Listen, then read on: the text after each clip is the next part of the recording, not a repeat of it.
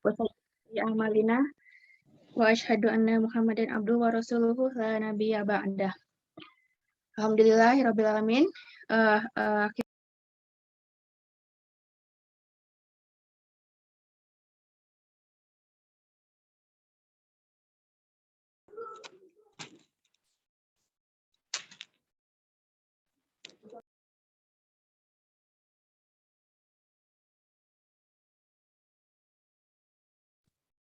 Mohon maaf teman-teman, ada kesalahan sinyal. Kita ulang ya.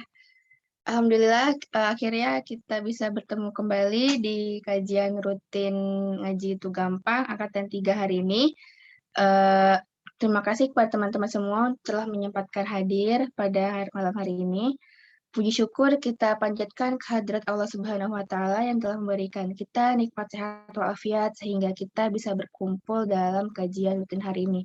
Salawat teriring salam tak lupa kita curah limpahkan kepada baginda Nabi besar Muhammad Sallallahu Alaihi Wasallam yang telah memberikan nikmat sehat walafiat sehingga kita bisa berkumpul menjalin tali silaturahmi di kajian rutin hari ini. Oke, tema di kajian rutin hari ini adalah apa itu tahsin. Nah, buat teman-teman semua, diingatkan sekali lagi untuk jangan lupa untuk mencatat semua materi yang akan disampaikan oleh Kak Sandi, dan jangan lupa di mute dulu ya itunya, soundnya. Nanti kalau misalnya mau bertanya akan ada sesinya. Oke, kepada Kak Sandi dipersilahkan.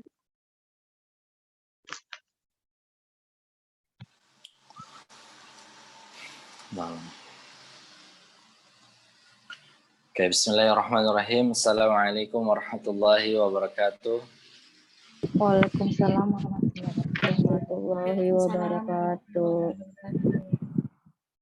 Alhamdulillah nahmaduhu wa nasta'inuhu wa nastaghfiruh wa na'udzu billahi min syarri anfusina wa min sayyiati a'malina may yahdihillahu fahuwal muhtad wa may yudlil falan tajid lahu mursyida.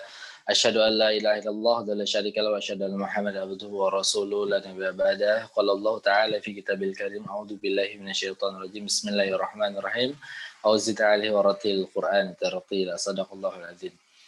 Pertama, mungkin teman-teman kedepannya akan bosan, ya. Mungkin kedepannya akan bosan, tapi harapannya tetap dipraktekkan. Apa itu? Sandi akan selalu mengingatkan kepada teman-teman semuanya agar senantiasa bersyukur atas nikmat yang telah diberikan oleh Allah kepada kita, karena banyak sekali ya, kalau misalkan teman-teman sadar bahwasanya banyak banget nikmat yang telah diberikan oleh Allah kepada kita, dan luar biasanya lagi Allah itu ketika ngasih nikmat nggak pilih-pilih. Ya, bahkan pelaku maksiat ya sering sering melakukan dosa gitu kan, melampaui batas, Allah tetap kasih nikmat kepada mereka gitu kan. Itu sesayang itu kepada hambanya ya, walaupun melampaui batas sesayang itu, apalagi kalau misalkan kita taat gitu kan ya kepada Allah, maka nikmatnya pasti akan lebih lagi seperti itu. Nah, itu banyak banget ya, banyak banget nikmat yang telah diberikan kepada kita, itu banyak banget seperti itu ya. Saya ingin mengajak ke teman-teman semuanya agar senantiasa bersyukur atas nikmat-nikmat teman istiqomah gitu kan ya, tetap bergabung. Ketika mendengarkan kemarin penjelasan tentang sandi, ta'aruf segala macam, Sandi sudah menjelaskan, tapi teman-teman kayaknya seru nih, saya kayaknya tetap akan bertahan. Itu adalah nikmat iman, nikmat Islam yang Allah berikan kepada teman-teman semuanya. Kemudian nikmat fisik ya, yang sudah kelihatan zahirnya gitu kan, fisik kita ini harus benar-benar disyukuri. Jarang banget di antara kita yang mensyukuri fisik ini. Pernah nggak sih ketika kalian habis sholat kayak, ya Allah, terima kasih saya sudah diberikan mata gitu kan, sudah diberikan telinga, diberikan hidung gitu kan, diberikan mulut, seperti itu. Jarang sekali orang yang setiap misalkan setelah sholat mengingat tersebut gitu kan, bersyukur atas nikmat-nikmat tersebut, itu jarang banget. Ya seperti itu. Kadang seolah-olah fisik kita ini punya kita, padahal ini semuanya adalah pinjaman sebenarnya, yang dimana nanti di akhirat itu pasti dihisab gitu, seperti itu ya. Kemudian yang ditekankan sekarang adalah nikmat sehat ya, di mana ya sampai sekarang Indonesia belum bebas COVID, belum bebas, tapi alhamdulillah ya teman-teman, mungkin diberikan kesehatan oleh Allah sehingga teman-teman tetap sehat. Bahkan ya harus diketahui bahwasannya banyak orang yang meninggal gara-gara virus ini, tapi teman-teman diberikan hak hidup oleh Allah seperti itu. Itu luar biasa banget.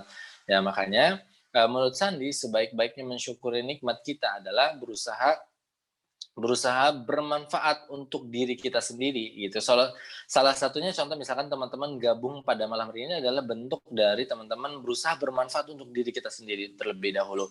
Kemudian berusaha bermanfaat untuk orang lain. Nah, 2 poin ini yang menurut Sandi cara mensyukuri nikmat yang paling baik itu berusaha bermanfaat untuk diri kita sendiri dan berusaha bermanfaat untuk orang lain. Makanya setiap hari yang selalu nanya kepada diri sendiri gitu kan, apakah hari ini saya sudah bermanfaat untuk diri saya sendiri, apakah hari ini saya sudah bermanfaat untuk orang lain, seperti itu. Kalau misalkan belum, rencanakan seperti itu ya. Setiap harinya teman-teman harus ada kegiatan yang memang bermanfaat untuk diri sendiri dan bermanfaat untuk orang lain, seperti itu. Kemudian tak lupa juga salat serta salam semoga tetap tercurahkan kepada junjungan kita, Nabi Agung kita yang telah membawa kita dari zaman jahiliyah menuju zaman ilmiah, yang ya Nabi kita tercinta Nabi Muhammad sallallahu alaihi wasallam, dan tak lupa juga pada keluarga yang sahabatnya. Sekali lagi kita sama-sama berdoa semoga kita ini diistiqomahkan oleh Allah agar senantiasa mengikuti segala ajaran-ajaran yang memang Nabi ajarkan kepada kita, sehingga ketika kita istiqomah menjadi umatnya yang baik, menjalankan sunnah-sunnahnya, di akhir kelak mendapatkan syafaat seperti itu ya. Nah, makanya sekali lagi spesialnya semoga kita nanti bisa reunian gitu kan ya di surga, walaupun kita di sini bertatap muka lewat virtual, nanti semoga di surga bisa saling bertemu gitu ya, saling dari berbagai provinsi nanti ketemu. Tenang aja, nanti kalau misalkan kita sama-sama masuk surga, nanti Sandi bakal bikin pelang kok ya. Ngaji itu gampang, angkatan 3 sini ngumpul dulu reunian di surga, Masya Allah, seperti itu ya. Semoga nanti bisa berkumpul di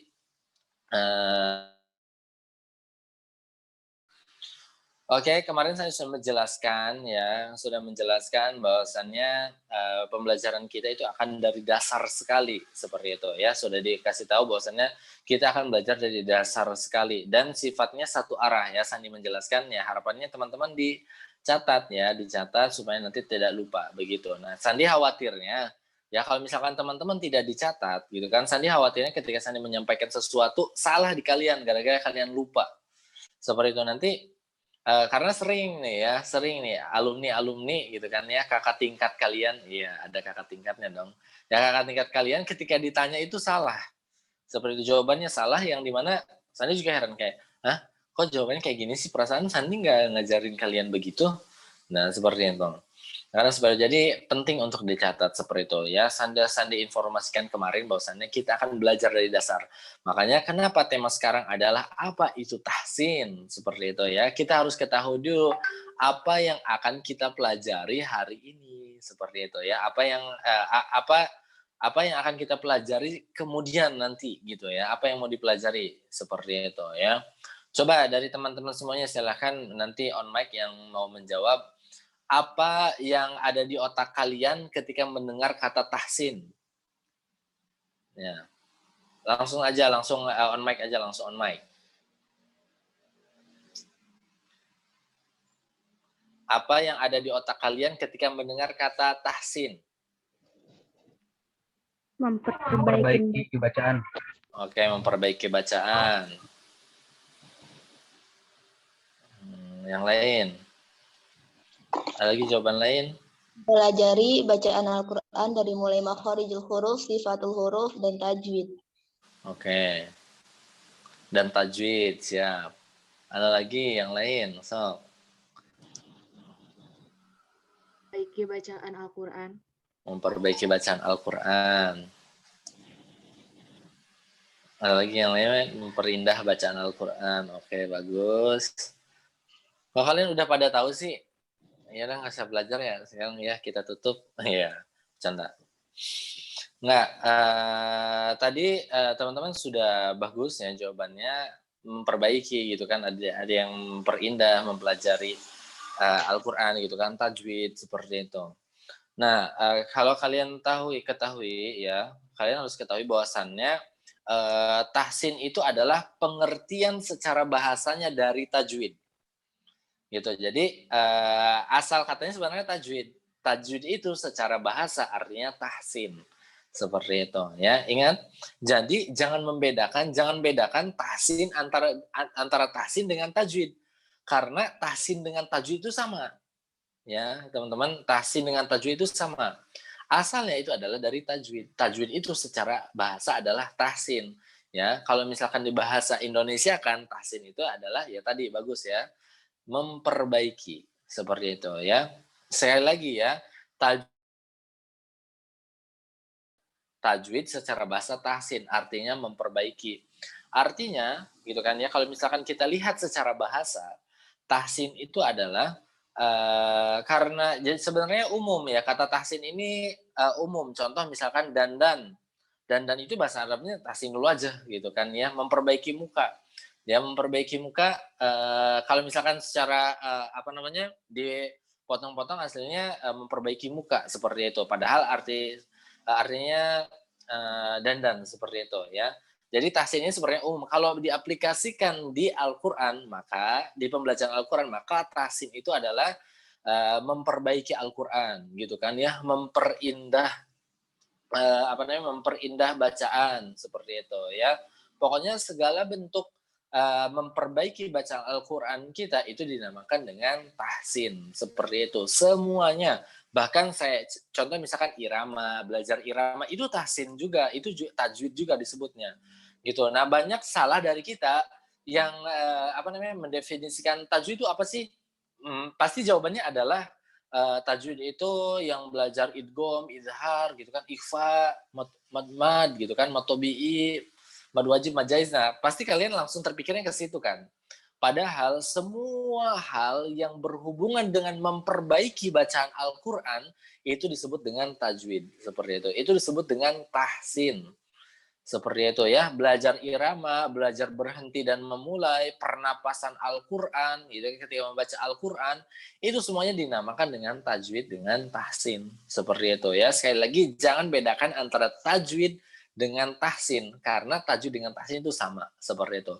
Itu tajwid secara bahasa, seperti itu ya.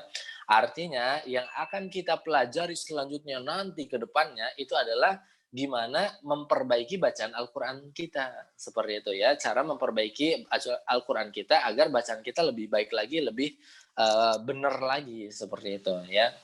Begitu, itu dari definisi secara bahasa gitu. Kemudian ada yang tahu secara istilah tajwid itu apa, tahsin itu apa? Ya, tajwid atau tahsin itu apa secara istilah? Ada yang pernah belajar? Membaca Al-Quran dengan benar sebagaimana bacaan Rasulullah. Oke, membaca dengan benar. Tahsin secara istilah dalam memperbaiki seluruh bacaan Al-Quran dengan memberikan hak dan mustahak setiap huruf. Oke. Lagi, jawaban yang lain. Apa yang ada di otak kalian ketika mendengar kata tajwid dan tahsin? Ada yang nggak kepikiran sama sekali? Waduh, bahaya nih yang kepikiran sama sekali. Mungkin ada beberapa dari teman-teman yang, apaan nih? Gitu kan, apaan nih? Tajwid, apaan tajwid? Gitu kan, tahsin.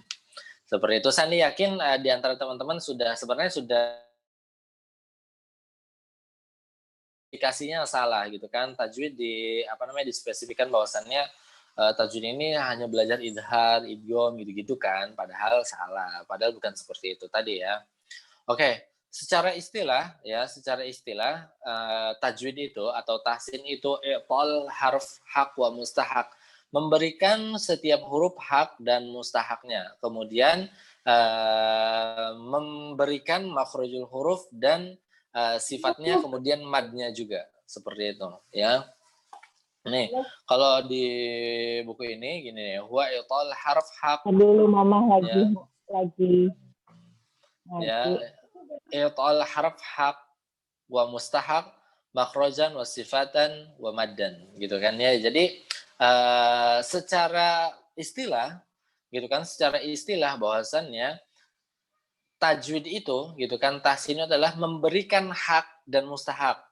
Seperti itu. Nanti di pertemuan selanjutnya kita akan belajar hak dan mustahak apa aja gitu kan. Kemudian tadi makhrojan tempat keluarnya, sifatnya, kemudian mad, memberikan mad. Gitu. Karena pada dasarnya gitu kan, pada dasarnya tajwid itu memberikan memberikan hak dan mustahak aja selesai seperti itu. Hanya 2 materi yang memang ketika dijabarkan banyak sekali seperti itu. Padahal intinya cuma 2, memberikan hak dan mustahak.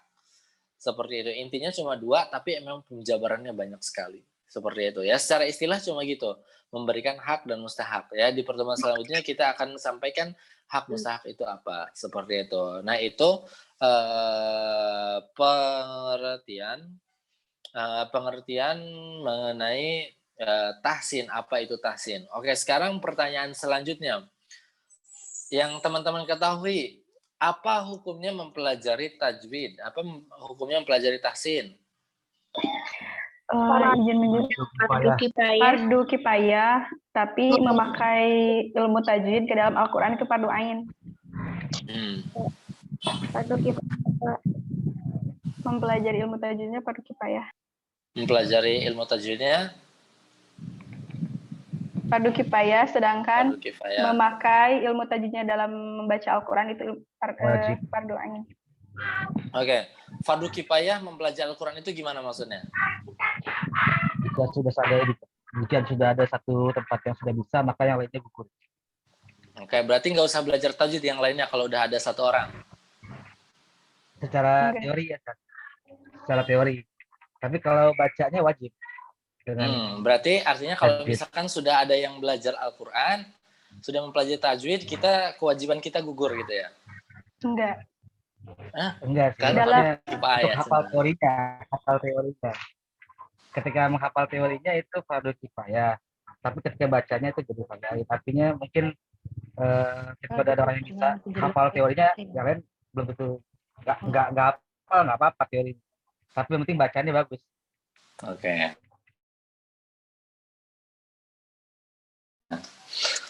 Oke, saya akan luruskan ya. Fardu kifayah ya teman-teman sudah tahu bahwasannya fardu kifayah itu adalah ketika ada 1 orang yang sudah menjalankan kewajiban tersebut, maka sekitaran di daerah tersebut kewajibannya gugur seperti itu. Nah, hukum asalnya mempelajari tajwid memang adalah fardu kifayah, hukum asalnya gitu kan, fardu kifayah seperti itu ya. Mempelajari tajwid adalah fardu kifayah, hukum asalnya. Nah, dalam usul fikih gitu kan, dalam usul fikih itu ada namanya fathuz dzari'ah. Ada yang tahu fathuz dzari'ah? Pas, ya udah pas aja ya, biar cepat. Iya. Ada fathuz dzari'ah. Fathuz dzari'ah itu adalah hukum bisa berubah sesuai dengan tujuannya.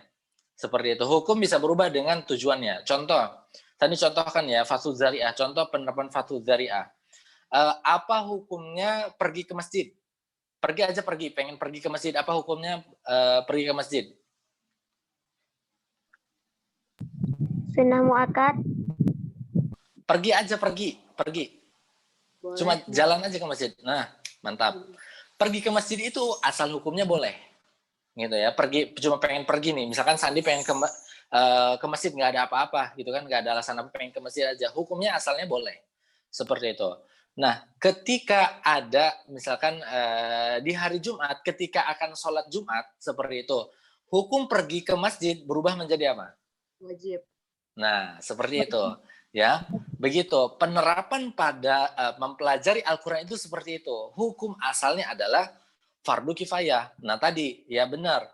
Mempraktekannya, gitu kan? Mempraktekannya adalah fardu ain, seperti itu ya. Mempraktekannya adalah fardu ain. Gitu kan. Nah, ini tujuannya adalah wajib seperti itu. Maka jalan untuk memenuhi kewajiban ini, gitu kan ya, jalan untuk memenuhi kewajiban ini, maka ini juga menjadi wajib yang memang harus dimiliki ain juga.